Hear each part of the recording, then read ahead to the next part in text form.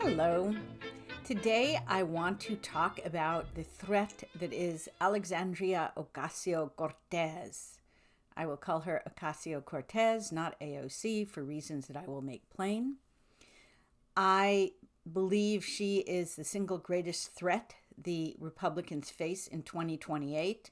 And if you're laughing at that thought, I just want you to consider how clever she is. Not well informed, but clever and very well handled. So the current crop of candidates on the Democrat Party is not impressive. Kamala Harris is consistently the front runner because she has name recognition. She is an addled two-time loser who speaks in word soup and is not physically attractive and is getting older. Gavin Newsom, a white man, smarmy, governing over a failing state. Jon Ossoff, who currently has a little bump. He's a pretty boy. He spends a lot more on makeup than I do, let me tell you that. And fundamentally has no charisma and no record, although that's not a handicap among Democrats. Josh Shapiro, he's out. He's Jewish. Pete Buttigieg, he's out. He is white, gay. He's been keeping a low profile for a while. He has a negative record during his time in the White House as the Secretary of Transportation, and a lot of minorities are not gay friendly. So sonorous voice, baby face, nothing else to offer. And then there is AOC, Ocasio-Cortez, Alexandria Ocasio-Cortez. Notice how I do the fake Spanish accent. I'm making a point because she plays a lot on her race. She is American-born and raised, educated, everything, unlike Hassan Piker, American-born, Turkish-raised. But she is playing on her race, and that's important. Whether or not you agree, she is a very beautiful woman. She's young and she is visually pleasing in a visual age. She's female, obviously, Hispanic, and she has that brand. She is AOC. Here is her demographic. Women. So if you look at who's who in the Democrat Party, you discover a few things. Whites are the biggest demographic, which makes sense because it's the most passionate people are almost, but not all, white college-educated liberals and women, especially because women are now the majority in any college, young women, and black women. So what you're getting is women, women, women, women. And they are the ones who... I've got a few charts here. I've got a chart showing women is the second largest voting bloc. You can see it if you're looking at the video. Black women as the most passionate Democrats. Other passionate Democrats are LGBTQ plus voters, white Jewish women, chronic source of embarrassment to me. I apologize. And I think it's LGBTQ plus voters of color, and then white Jewish women, then just regular LGBTQ plus voters, black voters, black men, Jewish voters, postgraduate degree, Hispanic women, women under 30. These are all very, very passionate people about their Democrat politics. And there's also a chart of women being the single biggest supporting bloc for Abdul Rahman Mohammed El Sayed, the man who is now the Michigan Democrat Senate candidate. That Ocasio-Cortez is Hispanic matters. Currently, blacks, when you come to minorities, they may be passionate, but they're only 13.5% of the total American population. Hispanics are 20.5%. It's simply a larger bloc to draw from, even if Hispanic women are not the most passionate Ocasio supporters. This women, women, women thing, Ocasio-Cortez plays it up. And I think one of the best examples is this video she did of herself putting on makeup for vote.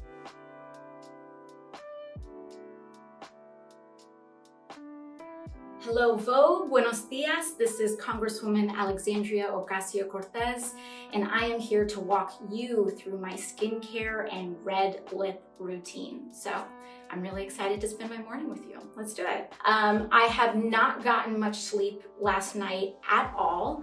Welcome to life in politics. We are trying to get people health care, making sure that they are taken care of in a pandemic. People are fighting too much, and so I have bags under my eyes. And so I get questions all the time on my Instagram stories about skincare routines and makeup and what I do. I think beauty should be about the person who is applying it. And so these things add up over time. And on top of all of that, we're not even paid at the same level as men. And so our expenses are higher, our time is less, and we're not even getting paid at an equal rate. I just go right in. I start in the low risk zone, actually. And again, I start small and I start working my way. She is every woman except prettier, but she's so relatable. And there's so many videos of her showing her putting on makeup. I didn't go for a long search, but that was a very popular Ocasio-Cortez genre. She also has, as I've said, that name, AOC. It's like JFK, FDR, Cher, Madonna, Barbara. She's branded. Even I keep falling into the branding, even though I try not to, because as a writer, it's easier to write AOC than Alexandria Ocasio-Cortez or Ocasio-Cortez every time. I should make a macro to make it easier for myself, and the macro will be named AOC. So there you have it with the branding. The other thing is that she's not stupid. She's a very, very smart woman. She is glib. She is articulate. She is ill-informed. She has no mastery of facts, and I'll get to that in a moment. But anybody who thinks she's stupid is making the same mistake as those who thought Obama was stupid or is stupid. He is not. He is also ill-informed and inarticulate when he doesn't have a script, but mistaking that for stupidity is the biggest mistake conservatives can make. I want to take you back to the Obama era. I assembled a list, working with ChatGPT, of some of his most famous gaffes.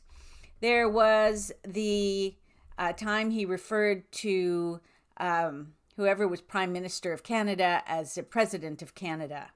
There was the famous 57 states mistake, and I've got a video here for you.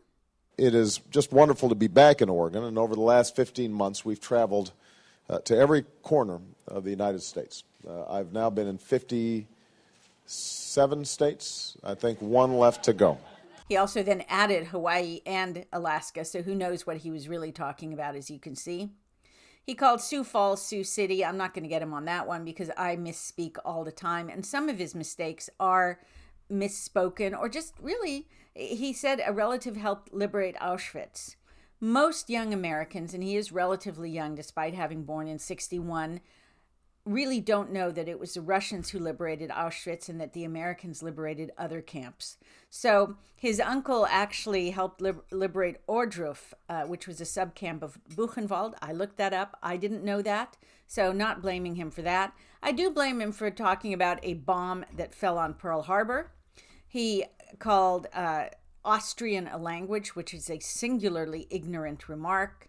He talked about Cinco de Cuatro and Cinco de Mayo. Who knows what he was talking about? He talked about Navy corpsmen, which was probably a lot of Americans don't know. But by then, he had been president for over a year, and he should have known that. He talked about the Intercontinental Railroad instead of the Transcontinental Railroad. Maybe a gaffe. Maybe dumb. He was in Hawaii. He called it part of Asia. So a lot of things that are maybe ordinary misspeaking, maybe common ignorance, maybe just not knowing stuff. On the other hand, it didn't hurt him because he's not stupid. Ocasio-Cortez has the same kind of, she's much less informed than Obama, but she is an education generation or two behind him, and that's all the difference. So she made the stupid statement that unemployment was low during the Biden era because everyone has two jobs, which, no, that's not how unemployment is counted. ICE was required to fill 34,000 beds every night, implying that they were rounding up people off the streets just to fill the beds. No, that was just a quota of beds they had to have available. Military got a $700 billion budget increase. That was the total defense budget. She didn't understand that. So it just goes on and on and on. Of course, her famous climate change statement that the world is going to end in 12 years. Either Ben Shapiro or Matt Walsh commented that if she's getting her eggs frozen, she's planning on having a baby after her successful 2 terms in the White House, long after the world has already ended. She made stupid comparisons to the Denmark minimum wage. She talked about 3 chambers of government, whatever the heck those were. She claimed Texas was allowing rapists to sue victims who had abortions. It's on and on and on. She also drove away Amazon, which would have brought as many as 25,000 jobs to her district in New York. No apology. Both Ocasio-Cortez and Obama are utterly at sea when they're off teleprompter. Here is Obama campaigning. It's a famous campaign appearance where his teleprompter seemed to go offline and he was just utterly incoherent. It costs you gave them treatment early, and they got some treatment and a breathalyzer or an inhalator, not a breathalyzer. And here is Ocasio-Cortez in Munich when this wannabe president was asked about America's policy toward Taiwan, which has always been one of strategic incoherence. But she was actually incoherent because she had no idea what she was talking about, despite apparently having prepped to go there. Would and should the U.S. actually commit U.S. troops to defend Taiwan if China were to move? I think that this is such a... I think that this is of course a very long-standing policy of the United States, and I think what we are hoping for is that we want to make sure that we never get to that point, and we want to make sure that we are moving in all of our economic research and our global positions to avoid any such confrontation and for that question to even arise. She's crazy like a fox. A fox can't read or write, but it knows how to do fox things. She's definitely running. And that freezing her eggs is an announcement that she won't be pregnant or morning sick or nursing a baby or whatever, or going into labor during an important conference. So she's saying, I will wait until I'm 49 or 50 to have a baby. Maybe I'll do it with a surrogate. It's a very strong message. She's also doing something that Obama did, which is downplaying her woke past. So Obama, he was Bill Ayer's protege. He was a community organizer. That was all hidden. And in the same way, AOC is, let me say again, see? Fall into the trap. Ocasio-Cortez is already dismissing everything stupid she said or did about defunding the police and this and that as woke one. We were crazy then. It was during COVID. We couldn't be responsible for what we were saying. The fact that she has acted on those positions ever since she's been in Congress is suddenly irrelevant. The media will cover for her. It will be memory hold. By the time low-informed voters see her running in 2027, it'll be over. And let me tell you something also. If J.D. Vance is indeed the candidate, the fact that it's beautiful, familiar Ocasio-Cortez, feminine but powerful, standing opposite a big bearded white guy, is not going to go down well. As I've said before, I like Marco Rubio more every single day, and it will be an advantage to have a Hispanic man standing opposite her because it will blunt the force of her Hispanicness. So when it comes to Alexandria Ocasio-Cortez and the 2028 campaign, be afraid, be very afraid. Do not take her as a joke. She is a very formidable opponent. And on that cheerful note, thank you.